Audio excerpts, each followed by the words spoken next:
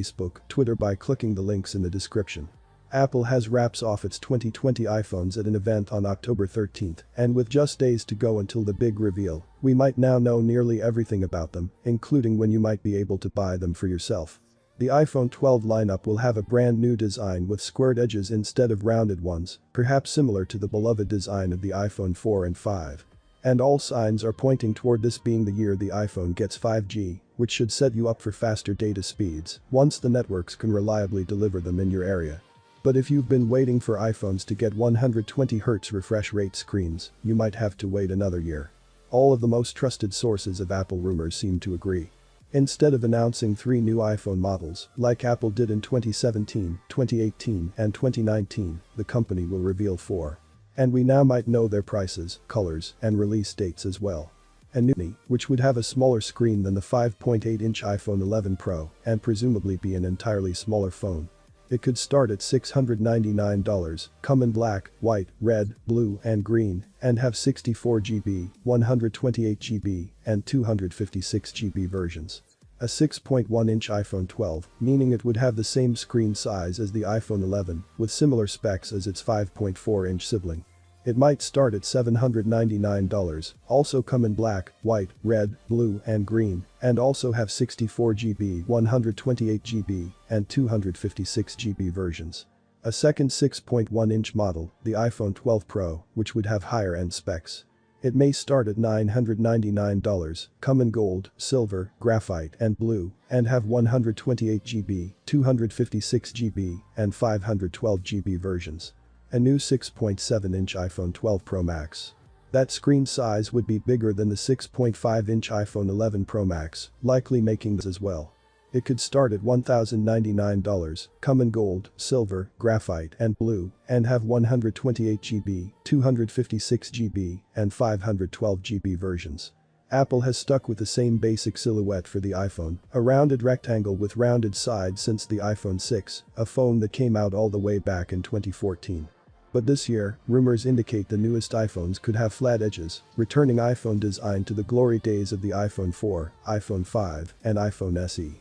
Apparent dummy models of the phones have been floating around this summer, based on the expected dimensions of the upcoming iPhones, and they give us our best idea of what that new design could look like and how their sizes compare to other phones in Apple's lineup.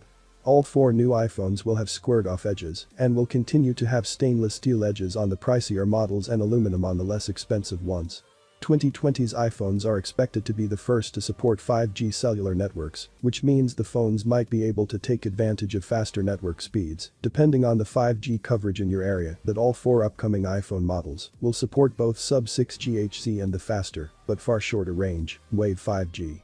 We generally weight his rumors a tad higher than the rest, but even Kuo revised his guidance in September to say that shipments of Wave 5G iPhones would be lower than expected, without specifying whether any iPhones had dropped the technology. Despite much of the industry moving on to OLED years ago, LCD screens have hung around in some of Apple's recent phones, including 2018's iPhone XR and 2019's iPhone 11. OLED screens have some advantages over LCD. For example, because each pixel on an OLED screen is individually lit, the screen can just turn those pixels off when showing blacks.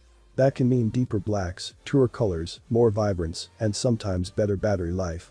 Flagship Android phones have also moved on to higher refresh rate screens for smoother scrolling, animations, and games, but it's unclear if that technology will arrive on any iPhones this year. We've heard rumors both ways, and some sources say Apple has tested prototypes with and without the feature. Kuo said in September that none of the new iPhones will have 120Hz instead. Apple apparently plans to bring the feature to iPhone screens next year. If the iPhone 12 does offer 120Hz, don't be surprised if Apple calls it Promotion Onstage. That's the brand name it uses for its iPad Pros, which have had high refresh rate screens since 2017.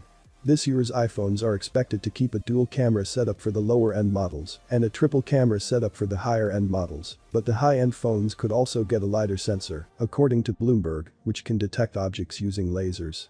That lidar sensor, in theory, can enable better augmented reality experiences because your phone could have a better sense of your surroundings. The iPhone 12 mini and iPhone 12 may have a wide angle and an ultra-wide. The iPhone 12 Pro could have a wide angle, an ultra-wide, a telephoto with 4x optical zoom, and a lidar sensor. The iPhone 12 Pro Max might have a wide angle, an ultra-wide, a telephoto with 5x optical zoom, and a LiDAR sensor. This would be a big shift, as iPhones have come with power adapters and earpods since the first iPhone launched in 2007. But perhaps Apple is trying to avoid giving everyone yet another extra power adapter or set of headphones that will just get shoved in a drawer. That doesn't mean Apple won't offer ways to charge your phone. The new iPhones will apparently still come with a Lightning to USB-C cable, according to Kuo, which would let you connect your phone to a computer or a power adapter with a USB-C port.